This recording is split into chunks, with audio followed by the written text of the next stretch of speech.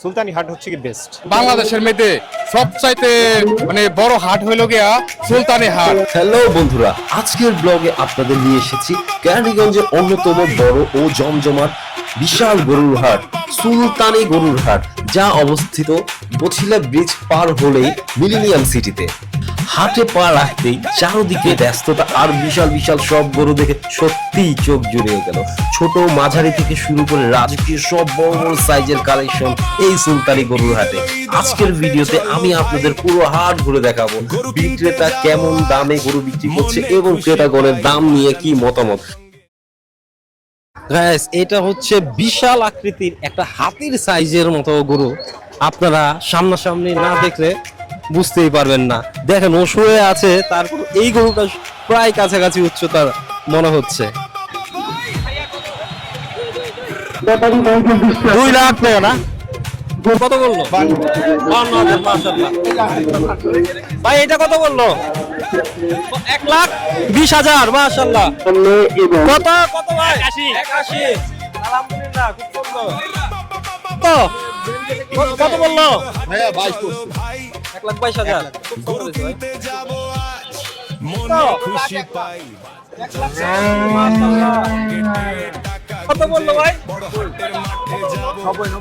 90। মাশাআল্লাহ। কত বললো ভাই? 50। মাশাআল্লাহ। এই হাটের সব রকমের প্রাইজের গরু আছে ইনশাআল্লাহ। সবাই চলে আসুন মিলেনিয়াম সিটিতে। গাইস, এখানে দুইটা বিশাল আকারের যমজ গরু উঠেছে। তো আমি জিজ্ঞেস করলাম এই গরুগুলোর পরিচিতি কি। ওনারা বলল হচ্ছে একটার নাম মানিক এবং আরেকটার নাম রতন। কেমন আছেন? এটা তো অনেক বড়, অনেক অনেক কম। আজকে ঠিক লাগছে। আপনাদের কাছে কেমন মনে হচ্ছে দামটা? হ্যাঁ, মোটামুটি ভালো। মোটামুটি দামটা একটু চড়া। যারা গরুগুলো পালতেছে ওরা দু একটা পয়সা লাভের দরকার আছে আমি মনে করি। কি রাগ করলেন ভাই? না না, রাগ করবো কেন? আমি মনে করি অল বাংলাদেশের মধ্যে সবচাইতে বড় হাট হইল গিয়া সুলতানি হাট। অন্যান্য হাটের তুলনায় এখানে অবশ্যই বলতে হবে যে আমাদের যে নিরাপত্তা এবং গরু ছাগল ব্যাপারী তাদের থাকার জন্য যে সুব্যবস্থা অবশ্যই আছে।